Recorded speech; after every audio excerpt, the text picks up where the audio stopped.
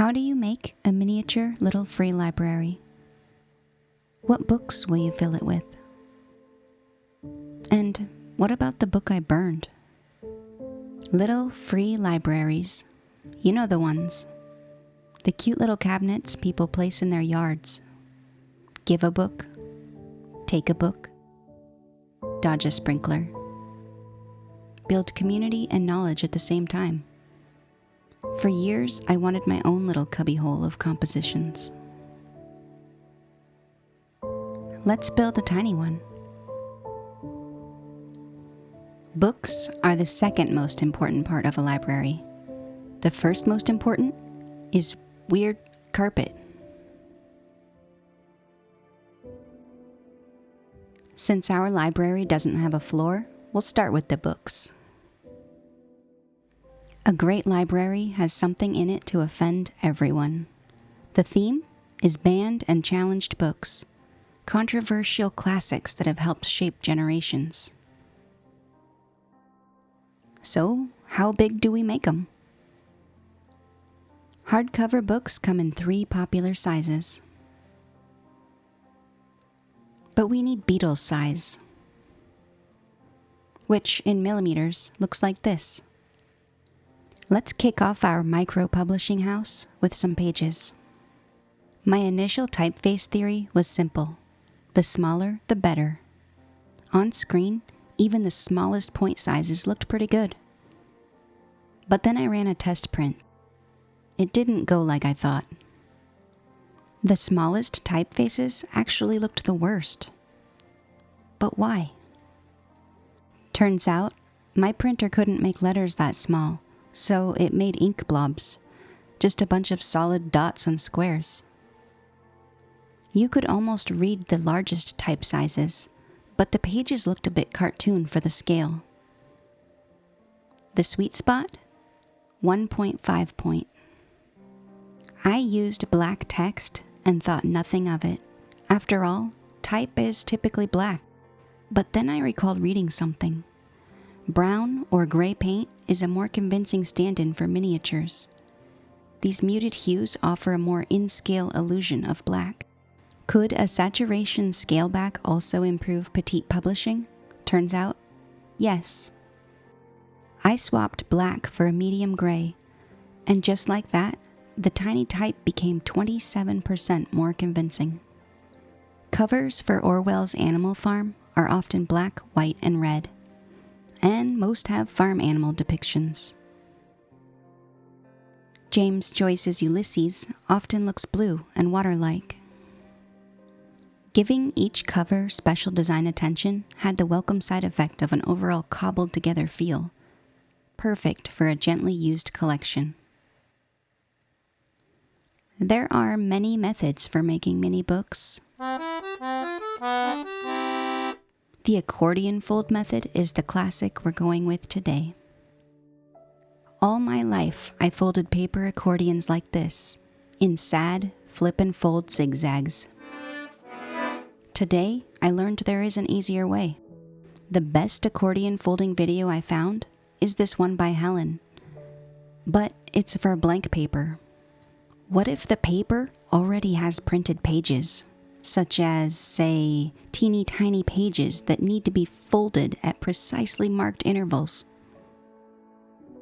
I couldn't find anything that talked about this, so I practiced a lot. Hundreds of tiny accordions later, the good news is you don't need to use the fold and flip method anymore. Here's my 3-step method for accordion folding tiny book pages. First, we score the pages. When I was small, I thought scoring always meant cutting. But in paper folding, scoring often means precise pressing in one area of the paper. With scoring, the goal is to weaken the fibers along a line, so they bend to your will. You've scored well when the line is visible from both the front and the back of the paper.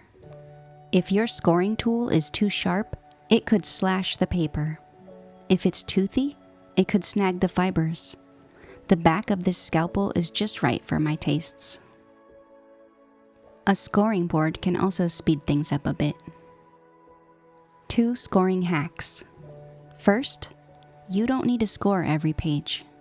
Instead, score every other line on your strip, starting with the second line. Hack 2, you can score several strips at once by waiting to cut them out. Step 2, folding. If you haven't cut your strips apart, now is the time. Fold the paper along the score lines.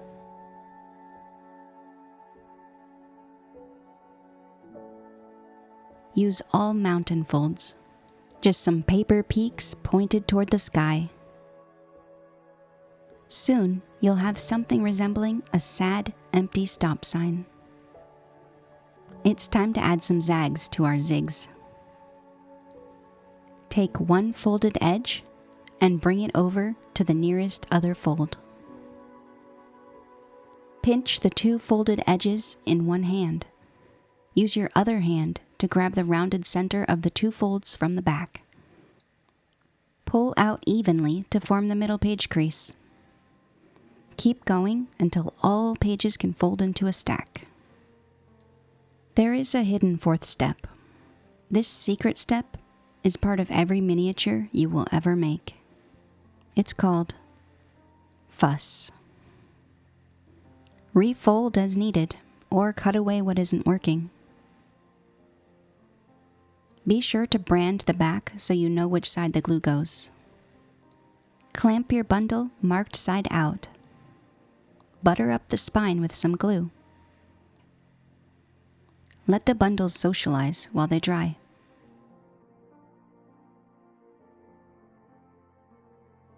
Now your batch of bundles will wait patiently while you craft covers.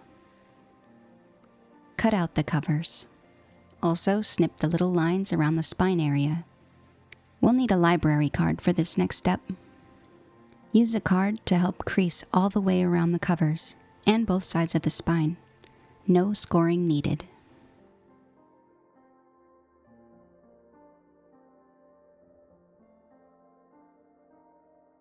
Using permanent glue stick, stick the squares to the back of the cover. Fold and fuse the outer flaps with more glue stick. All the way around.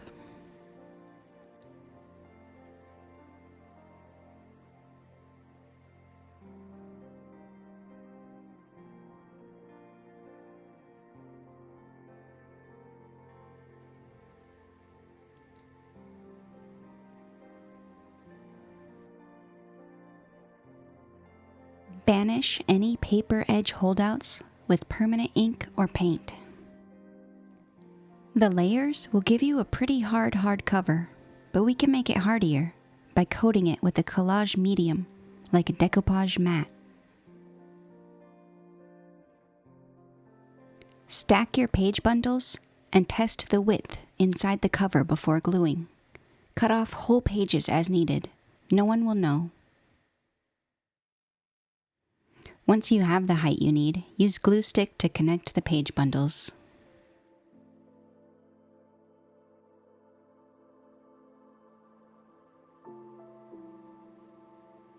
Hardcover books have holes, right here, along the spine. This hole is why we made the interior cover paper match. To keep the spine free, attach the first and last pages of your book to the cover. Now, fight the urge to flip through the pages. Clamp it together and let the glue dry. We've got our books, but they're homeless. It's little library time. This library has 3 rules. 1, it needs to be house-shaped. 2, it needs 2 shelves, tall enough for the books to stand. And 3, it must be clad with matchsticks. Use any sturdy flat material to build your cabinet: wood, cardboard, chipboard, or board games. Well, board game scraps. If you know someone who collects a lot of board games, ask them to save the chipboard scraps for you. It makes a nice sturdy building material. For my cabinet, I'm using board game scraps and 2mm chipboard. While I cut, construct, and color, let's talk about the book I burned. I'm 8 years old. I approach the ring of rocks outside our small home, where the garbage is burning. I toss in a book of nursery rhymes. My father walks up, sees it burning, looks at me, and says, "We don't burn books." I tell him the book is old, it's baby stuff, and the cover is missing. He says slower, "We don't burn books." A little scared now, I slink away. My father didn't say much or seem to value many things. We moved every few years to a different trailer or rental. We left so many things behind: clothes, papers, 2 giant clown rag dolls. Things got damp and mildewy. We threw these away, even burned many. So, what was different about a book? I was afraid to ask, but the question haunted me. A normal person might say burning books is not acceptable in society. But I suspect this was not the reason he said it. My father didn't really bother with what was proper or accepted. He once built us an outhouse using a tire, a hole, and a shower curtain. He didn't mind telling people they were dirtbags. He once wore one of those Cousin Eddie trapper caps for a full year. And he had so much anger. I learned early how to read a room when I walk in, to gauge whether someone's upset so I know how careful to be, how to tuck all my emotions inside so they don't spill out, because anything could trigger his anger. Screaming in fright when we almost hit a deer? Trigger. Having a head on your body while you are a passenger in a car? Trigger. Having angry emotions of my own? Trigger. One morning, I accidentally dropped the water bottle for my hamster. It fell and shattered. I agonized and cried for hours over the trouble I would surely be in. I imagined the yelling and pictured the scolding, followed by disappointed silence. I thought about hiding the evidence, but the hamster needed water. So when Dad came home, I told him. But he just calmly said, "We can get another one." And I was so confused. He wasn't angry. There is no way to predict the irrational. Years into adulthood, I recalled my upbringing with sadness and shame.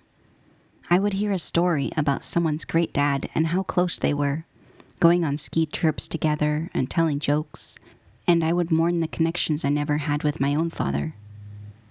For so long, that was my story. I didn't see my father much in the years before he died in 2021. When I learned he'd passed, I felt like I should cry, but I couldn't. Now, 3 years later, I'm in my office, sorting through an old box. I see a fat, musty book of fairy tales. Another old book from childhood, one that survived. And I'm right back at that fire pit again, only this time, staring at the worn green spine, I remember what I forgot. My father's own education stopped around 7th grade. He often talked about how little opportunity he had growing up, how he'd needed to take care of family from such a young age. Yes, the things he said could be hurtful, and unwarranted anger can cause such deep fears. But what I'm thinking about now were the things he did. My dad taught me to read my first book, a ghost story called The Teeny Tiny Woman. Sometimes, when I did well in school, he got me a celebratory orange strawberry banana juice and an almond joy. He built us a bus stop out of an old bathtub so we wouldn't stand in the rain. And when I started college at 16, Dad would drive me to class 26 minutes each way, every single day. We lived away from bus lines and had only one car. For 2 years. The fuel cost alone must have been quite a burden, not to mention the time spent commuting. But he mainly just talked about how I was going to do something with my life. He went to all my graduations, 2-year, 4-year, grad school. So many special moments like this I buried. And now, alone in my office, I'm crying. Ugly crying. Decades of pain lift from my heart "We don't burn books" comes back with an answer this time. My dad valued education and opportunities for his kids. He wanted us to have a chance to thrive, the one he never saw for himself. This was a man and father trying the best he knew how. And just like that, my own story changes. I forgive, and I feel light and loved. Remember the weird library flooring? This game board scrap reminded me of it, so I'm leaving it unpainted, just touching up and sealing the edges. This book is a nice, lazy way to find the shelf height. Apply glue and insert your book floor. Leftover matchsticks make solid supports. Tuck into roof cracks, hide some under the shelf, and glue one boldly out front. Finally, the library gets a face. And some sideburns. Most little free libraries have windows to show you the cabinet is not full of spiders. Now we make a sandwich, a see-through one, which is also a window. The frame corners have staggered edges to make them mightier. These are the layers we're building. Labeling the window is optional. Lavish the frame bits with primer and paint. We'll use clear packaging plastic to make our window. Tape your mysteriously moist template to the plastic and cut out your window. By the way, these shears look like clown pants, but they cut everything: wood, metal, chipboard, like it's boiled egg. I thought wood would make the clear object easier to see, but it's still clear. Anyway, use glue to sandwich the window between the two door trim pieces, center them, clip, and let it dry.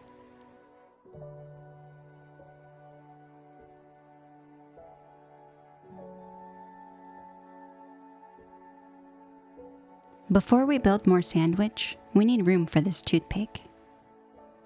Remove one toothpick width from one piece of back trim. Then assemble the rest of the door frame using more glue.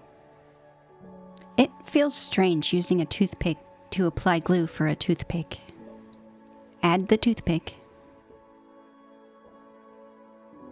Hide any gaps with wood filler. And touch up with paint. Then completely change the coloring 3 times in the name of weathering. The knob begins with this shiny gold head pin, which I promptly coat in primer. Douse with black paint and brush on Spanish copper rub and buff, making a dot for the knob. This fun little gadget is a pin vise, which you use like this.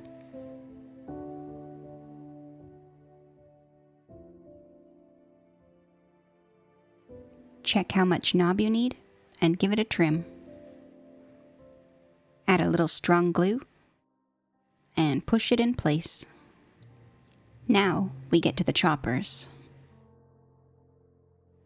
And give 2 wood beads a close shave, making them flat on one side. Borrow your door as a handle and glue the first bead in place. Once that dries, add the bottom bead. Tack on a little matchstick support and add some matchstick roof trim. Give your bead hinges a little armor with wood filler and make some final touch-ups.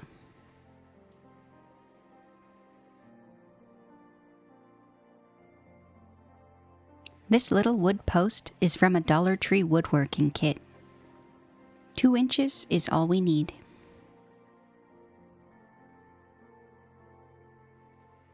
Perhaps you've been wondering about the bottom of the library. Well, the time has come. Start with a paint pen bullseye for the post.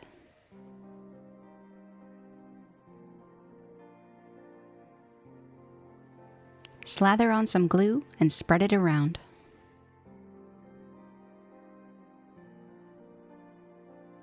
Then add the post.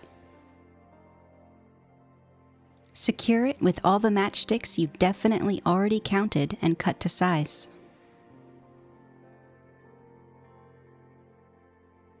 Pretend this post is your little library. Center your post, drawing guidelines as needed. Tape or hold the post in place while you splotch glue around it. Then add some out-of-focus matchsticks for support. Squeeze a loose foil ball until it forms a mountain. A small one. Then glue it somewhere in the back. Locate your mossy green yarn and chop it up. More glue. Then help the wood vanish, like motivation on a Monday morning.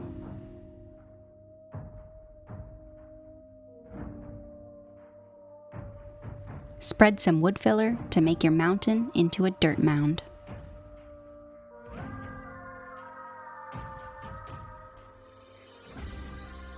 Then poke holes to make way for mushrooms.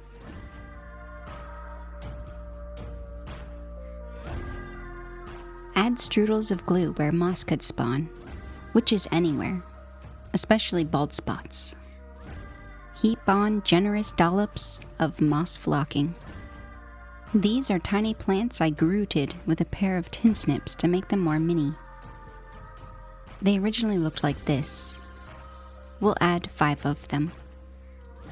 This green acrylic wash looks like overkill while wet, but it will dry a little more subtle. Add signs and decor to make this stable of stories your own.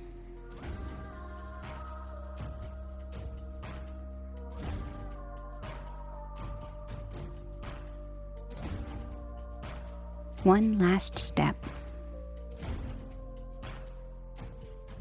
A lot of people dedicate their little free libraries. I'd like to dedicate this one to my dad.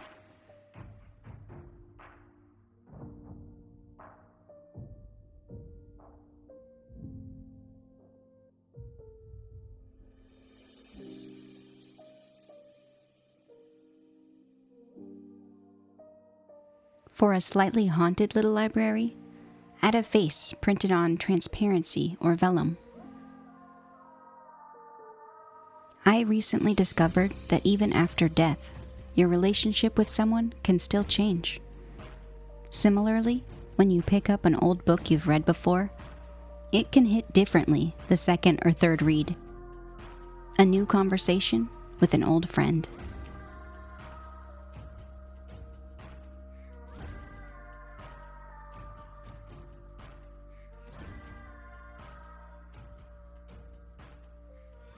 Make these teeny mushrooms in this next video.